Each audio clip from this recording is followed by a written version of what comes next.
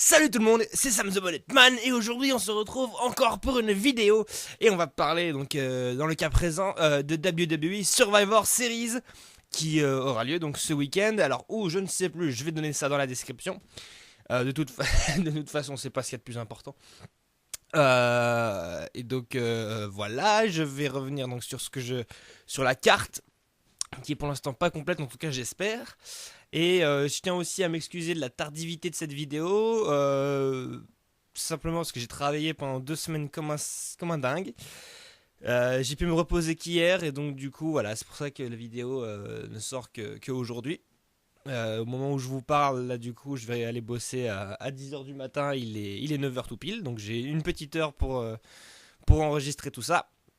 Et je la mettrai en ligne pendant que je serai en train de bosser. Donc voilà, Survivor Series,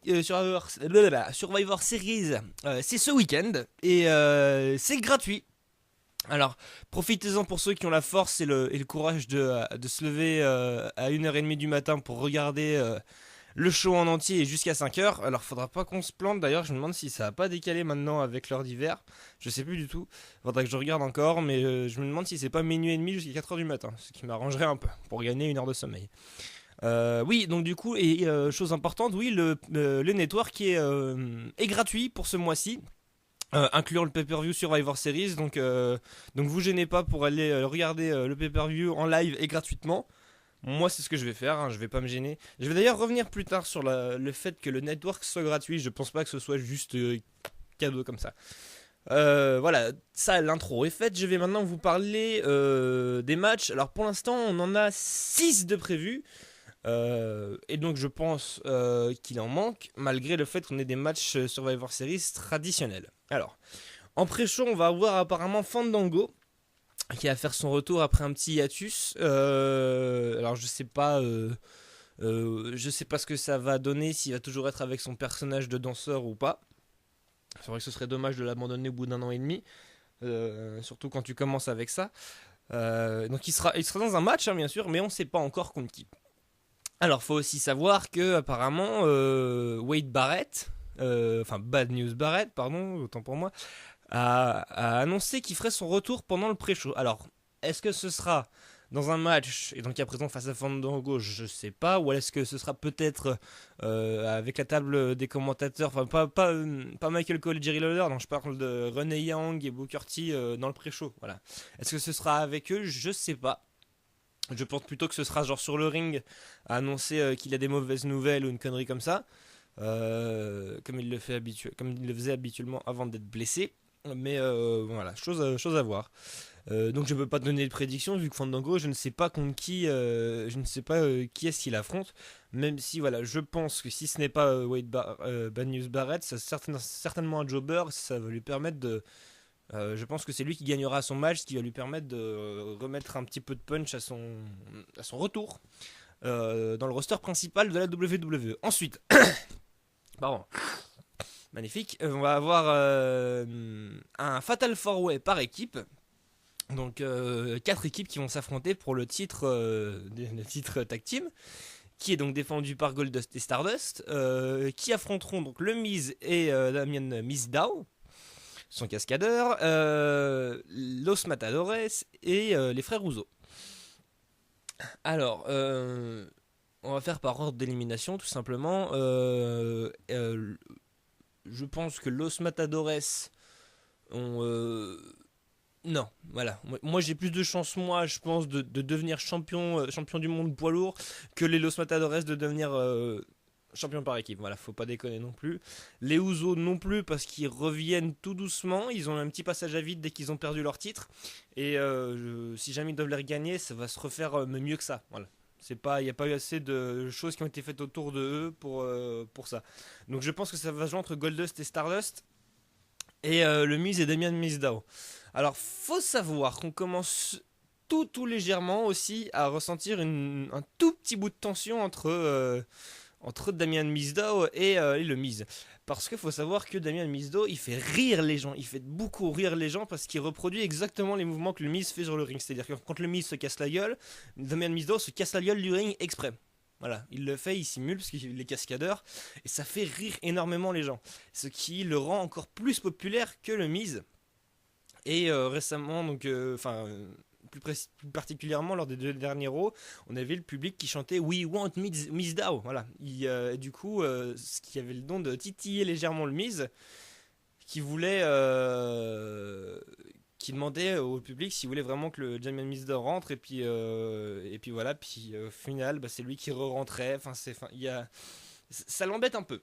Ça l'embête un peu de se faire voler la vedette, surtout que le Miz est comme ça. Enfin, son personnage de ultra frimeur, c'est moi la star, c'est voilà, c'est normal que ça le titille.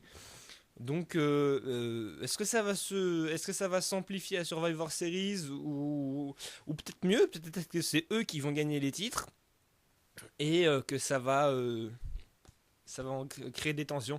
Je sais pas pourquoi je le sens bien comme ça, parce que tout compte fait, même si Goldust et Stardust ont le titre depuis pas très très longtemps, ils en font vraiment pas grand chose qu'en fait du titre. Ils ont arrêté ils ont arrêté de parler. C'est ça qui a été dommage aussi, c'est que tout est parti de là en fait.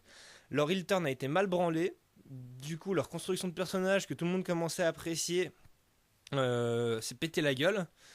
Euh, Moi j'ai complètement lâché, alors que c'est dommage, j'aimais beaucoup Cody Rhodes dans le rôle de Stardust, et je trouvais qu'il remplissait ça à merveille.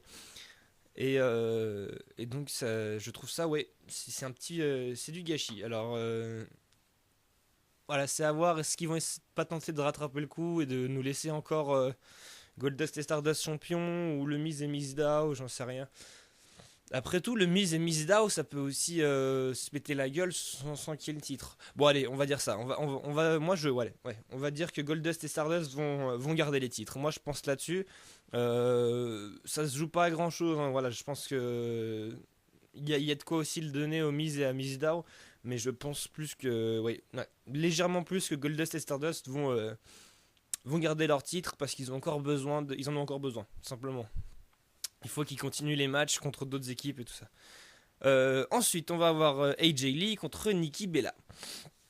Alors, je sais plus si c'était une Battle Royale ou un match de Diva qui a eu lieu à Raw. Je sais pas si c'était le lendemain. Ça doit être le lendemain de Hell in a Cell, pour déterminer la challengeuse numéro 1 au titre des Divas détenue par AJ Lee. Ce match a été remporté par Nikki Bella. Nikki Bella qui a pour assistante sa sœur, Brie. Et du coup, tiens d'ailleurs, on va en parler rapidement vu qu'on parle de Nikki Bella. Je trouve, personnellement, que même si Nikki Bella fait ce qu'elle peut pour mener la vie dure et pour le faire paraître devant les fans à Brie Bella, moi je trouve qu'elle se débrouille pas trop bien, mais ça, voilà, ça manque d'accroche tout simplement. Et comment ça manque d'accroche, et les gens sont pas autant prennent pas autant Brie Bella en pitié que ce que j'aurais cru penser.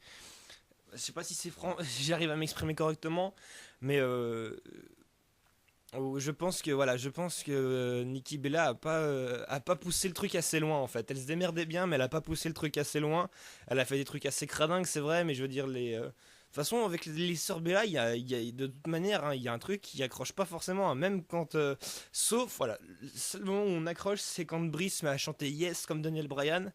C'est le seul truc qui fait que les gens accrochent, voilà. Mais c'est pas un truc. Voilà, le Yes, c'est à Daniel Bryan, c'est pas à Brie Bella. Bref. Euh, euh, Brie Bella va encore être l'assistante de Nikki pendant le show et encore quelques jours après. Je crois que ça se finira le 26 ou le 27 novembre, le show étant le 23. Donc on verra bien. On verra bien. Je pense à coup sûr d'ailleurs que Brie Bella va avoir un rôle à jouer dans ce match-là. Je pense qu'elle va par inadvertance faire perdre sa sœur. Je pense qu'AJ Lee va garder son titre.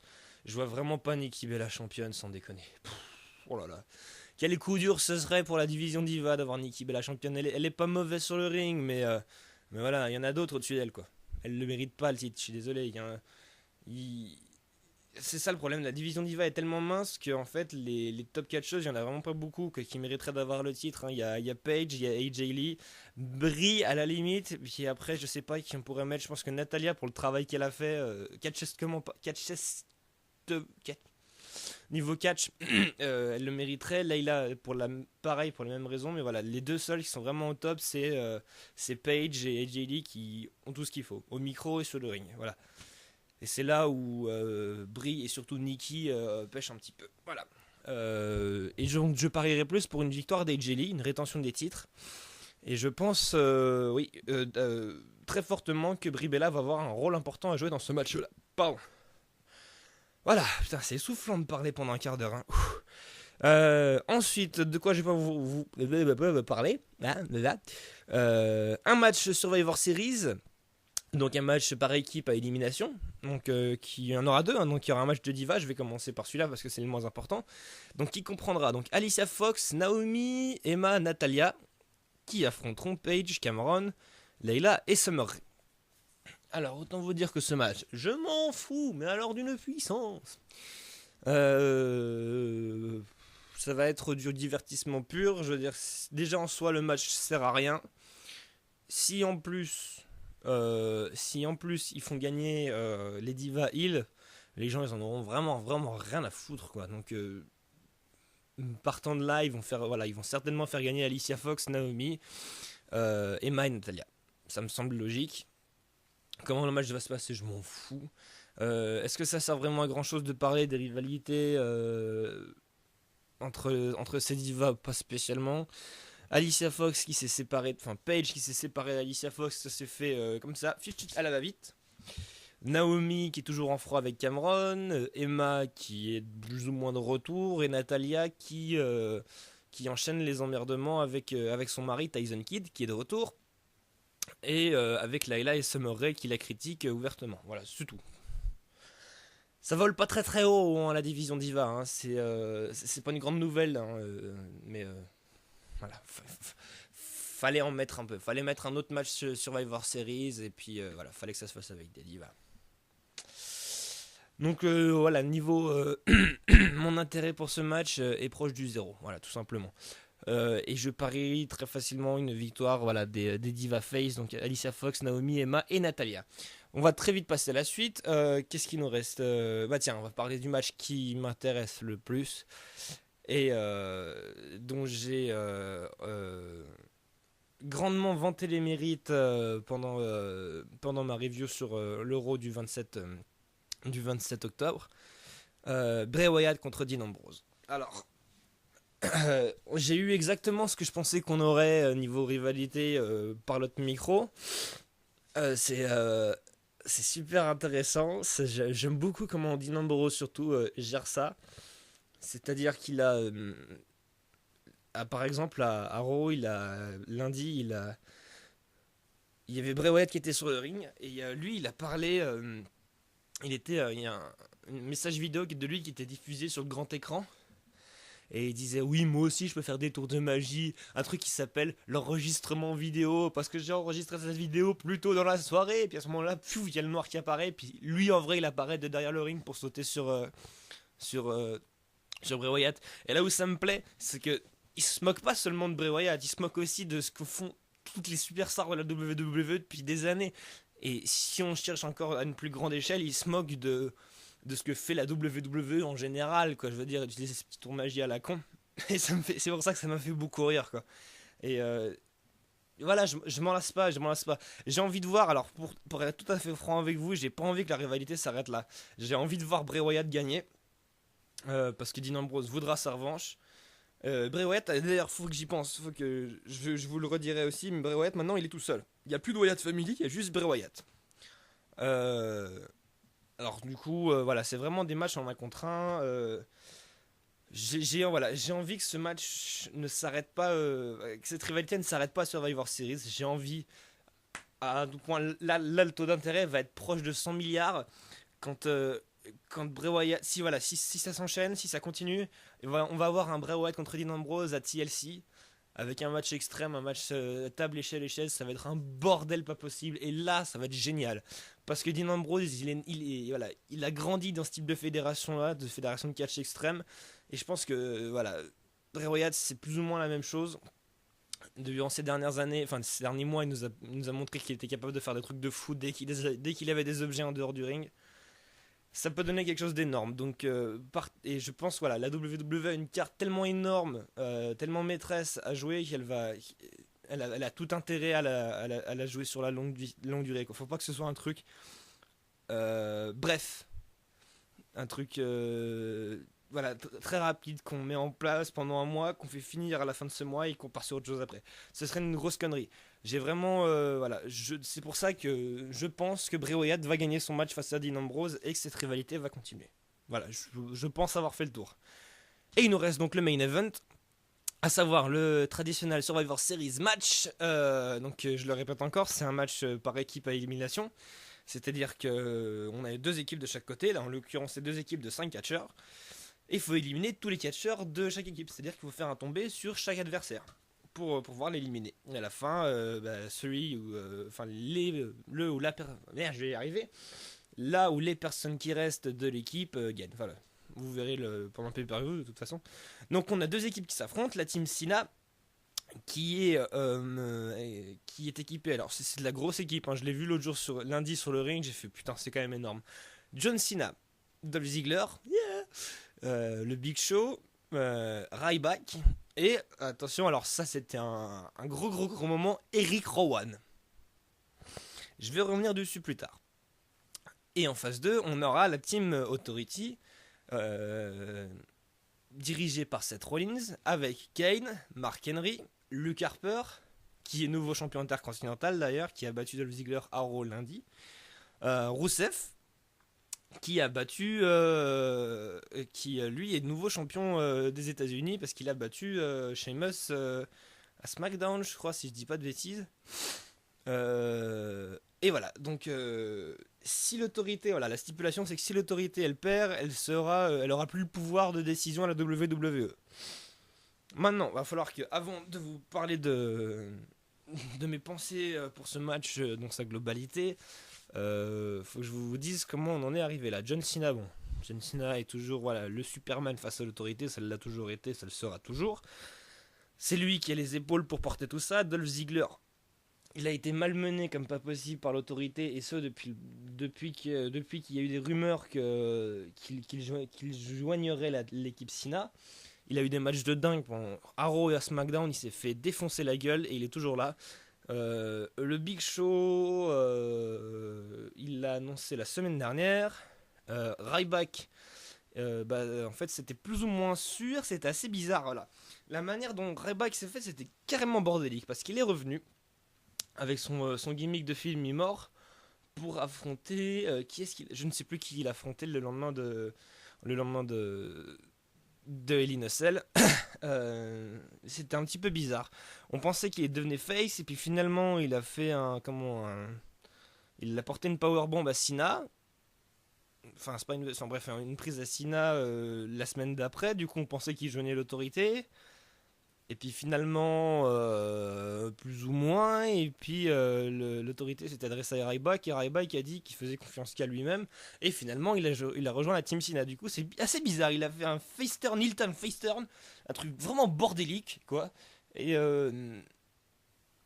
c'est tellement bordélique que je pense que ça va même pas avoir de rôle à jouer pendant le pay-per-view. Je ne vois pas ça comme ça. À moins que ça entraîne sur une nouvelle rivalité John Cena-Ryback, mais ça m'étonnerait. Voilà, je vois pas l'utilité.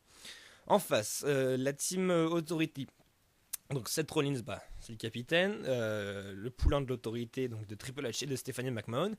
Kane, leur bras droit. Mark Henry, donc c'était lui qui a rejoint rapidement aussi l'équipe de l'autorité après avoir fait son heel turn face à Big Show. Ce qui a aussi engendré donc l'intégration du Big Show dans l'équipe Cena.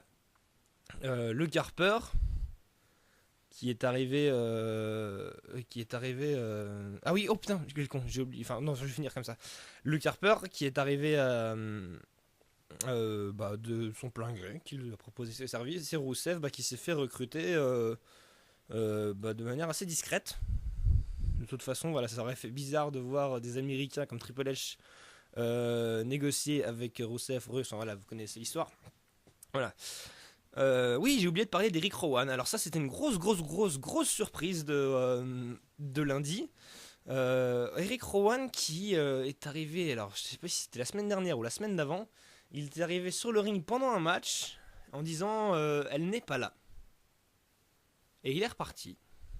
J'ai pas compris ce que ça faisait là et d'ailleurs lundi là dernier j'ai complètement oublié qu'il était là, enfin qu'il était apparu. Et là on le voit débarquer, pour faire partie de l'équipe Sina. Et c'était assez impressionnant parce qu'il a enlevé son masque et on a vu surtout ce qui était assez rigolo, c'était de voir la tronche de Triple H et surtout celle de Luke Harper, quoi, qui s'y attendait tellement pas. Lui, quand il fait les grands yeux, il a une tête, mais c'est hilarant. Et j'ai trouvé ça juste énorme, quoi. La réaction du public, c'était aussi impressionnant. Voilà. Euh, je pense, voilà, maintenant qu'on y est, je pense que l'autorité va gagner ce match. Voilà, je pense que l'autorité va gagner ce match. Je vais faire une pause et je reviens. Je vais faire une pause aux toilettes et je vous laisse avec une petite musique d'ascenseur gentil.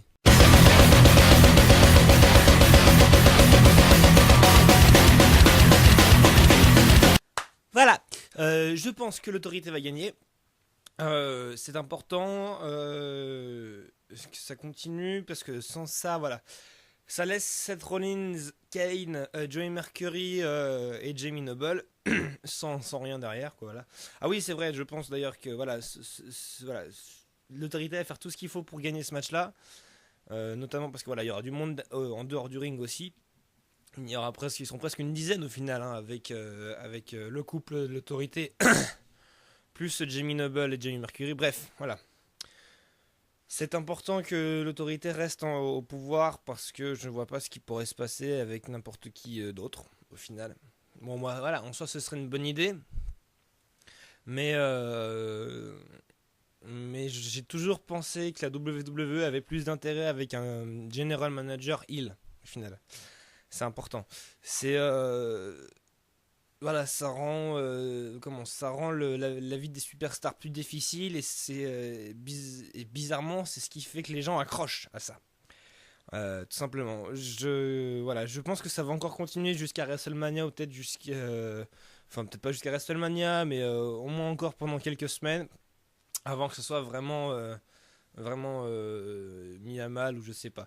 J'ai du mal à, en fait j'ai du mal. Les deux seraient possibles, mais j'ai du mal à voir l'autorité perdre, hein. Donc j'en serais pas déçu, hein, bien sûr si l'autorité le perd, hein, mais voilà. J'ai aussi surtout hâte de voir comment le match va se dérouler. Parce que c'est des matchs qui sont assez longs, les matchs Survivor Series, et même si tout le monde en a pour son argent, parce que voilà, il y a quand même des grosses superstars dedans, voilà, c'est comme j'ai dit la dernière fois, le problème des Survivor Series, c'est que ça, on en tape, on casse un peu la rivalité, les feuds et toute la build-up de tout ça entre quelques superstars pour les mettre dans deux équipes distinctes à Survivor Series. Pour d'autres buts, hein, d'ailleurs, hein, voilà. Au final, le Big Show et Mark Henry, avec une envie, c'est de se foutre sur la tronche. Et au final, ils se retrouvent dans deux équipes différentes pour savoir qui est-ce qui aura le pouvoir à la WWE, à savoir l'autorité ou pas. Voilà, c'est le souci des Survivor Series. Bref, on verra bien. J'en ai terminé avec les matchs. Je vais par contre revenir un petit peu sur deux trois petites choses. Il manque quand même quelques matchs. Alors, qui est-ce qu'on pourrait voir? On pourrait voir Adam Rose et The Bunny, voilà. Adam Rose, donc avec tous ces fêtards, vous vous rappelez peut-être si vous suivez Raw et SmackDown, il avait un mec déguisé en lapin. Et ce lapin a commencé à titiller Adam Rose. Adam Rose est en train de faire tout, tout doucement un petit heel turn. Et c'est une bonne chose parce que voilà, moi j'en avais marre en tout cas de son gimmick de It's party all the time. C'est commencé à me casser les couilles. Et puis il a pas une tête qui va avec, surtout. Il a plus une tête, être un gros méchant dégueulasse. Donc voilà, est-ce qu'on va avoir un match par équipe ou voilà, un truc qui se casse vraiment? J'en sais rien. On va peut-être avoir Tyson Kidd en action. Ce qui permettra d'alimenter ces espèces de tensions qu'il y a avec Natalia. Oui, A New Day aussi. Vous vous rappelez que Biggie, Xavier Woods et Kofi Kingston se sont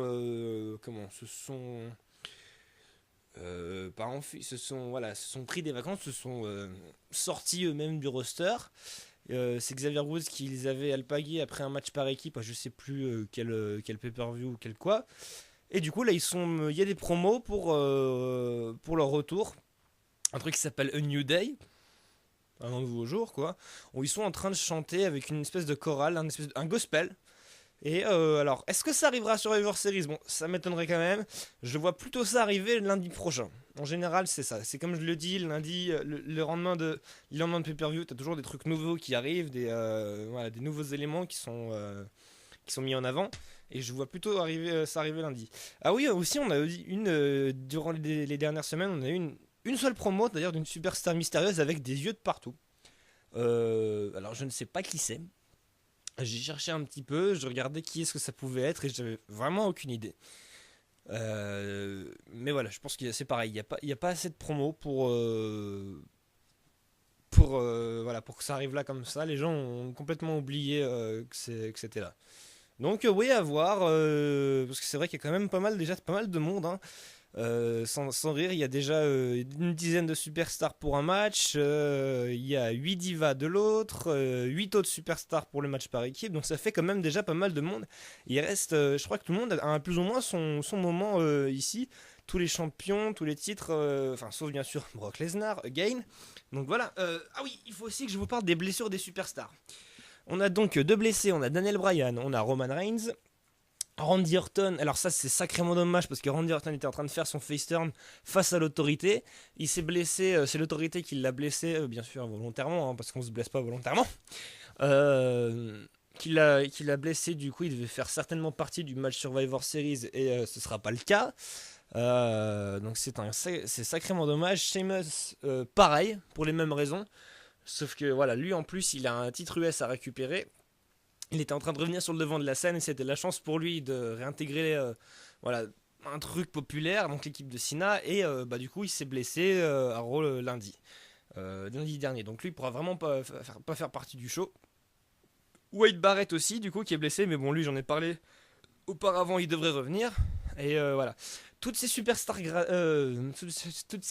blessées, je pense que c'est une des raisons pour lesquelles la WWE a gratuitifié le network pour ce mois-ci.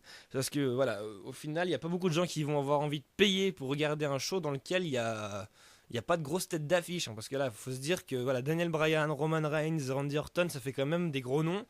Même s'il reste bien sûr John Cena, Dean Ambrose, Bray Wyatt, tout ça, c'est voilà, on dira ce qu'on voudra, c'est pas assez vendeur. Et voilà, c'est la WWE, je pense qu'elle a aussi eu un peu peur de perdre des fans, et c'est pour ça elle incite les gens à continuer à regarder le show en le mettant gratuit tout simplement.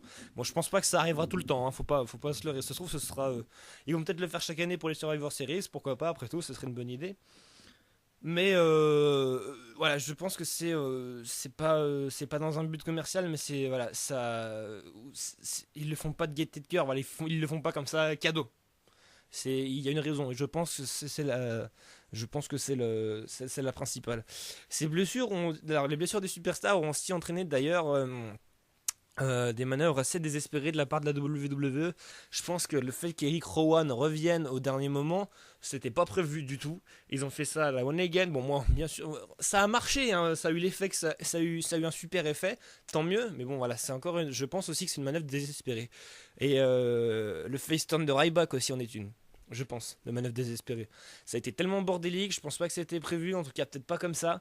Voilà, je pense que l'équipe de John Cena au départ devait faire genre John Cena, Big Show, Dolph Ziggler, euh, Sheamus et Randy Orton. Ça devait être comme ça. C'est après que du coup je pense qu'ils ont essayé de faire comme ils pouvaient, qu'ils ont accéléré le retour d'Eric Rowan et de Ryback. Je vois ça comme ça. Bon, alors je me trompe peut-être, hein. Voilà, c'est mon analyse du truc et c'est comme ça que je pense que ça s'est produit. Euh, donc voilà, simplement. Je crois que j'ai terminé avec les Survivor Series. Si vous trouvez que j'ai oublié, oublié de mentionner quelque chose, un événement qui s'est produit, qui vous a marqué, quelque chose que j'ai mal analysé selon vous, vous n'hésitez pas à laisser un petit commentaire. Je me ferai une joie de vous répondre. Il n'y a pas de problème. Je suis toujours là pour ça. Ça fait toujours du bien de discuter de catch avec des gens. Parce que je le fais pas beaucoup autour de moi, faut le dire. Donc c'est pour ça que c'est toujours agréable. Vous pouvez vous abonner à la chaîne, il y a la page Facebook. Alors je sais que je galère un petit peu en ce moment, je l'alimente pas trop parce que j'ai énormément de choses à prévoir. Si vous voulez la liste, j'ai mon boulot qui me prend une quarantaine d'heures par semaine. J'ai des concerts à prévoir à Valvolo avec mon groupe et enfin une tournée totale. Je fais partie, je suis bénévole dans un festival qui va avoir lieu au mois de juin. Je suis en train d'organiser le mien aussi, donc j'ai pas beaucoup de temps pour moi. Faut essayer de caser le temps avec les répètes, avec un peu de musique, avec du temps pour. Faut que j'essaie de faire un petit peu avec tout ça et je vous fais beaucoup de promesses. Il n'y a pas beaucoup de choses qui se réalisent, mais je vous promets que j'oublie pas tout ça. Et j'ai des projets éparpillés un peu partout dans ma chambre, un peu partout, et donc il y a des choses qui vont être concrétisées et faites, et vous serez bien sûr des premiers au courant. Voilà, en tout cas pour Survivor Series, pour la preview et pour les prédictions, c'est terminé. Un bon pay-per-view déjà pour commencer. Profitez-en, il est gratuit parce que ça arrivera pas tout le temps. Profitez-en. Moi, c'est ce que je vais faire. Je vous souhaite une bonne journée, une bonne soirée, une bonne nuit, une bonne bourre, et puis à tout au plus, les amis!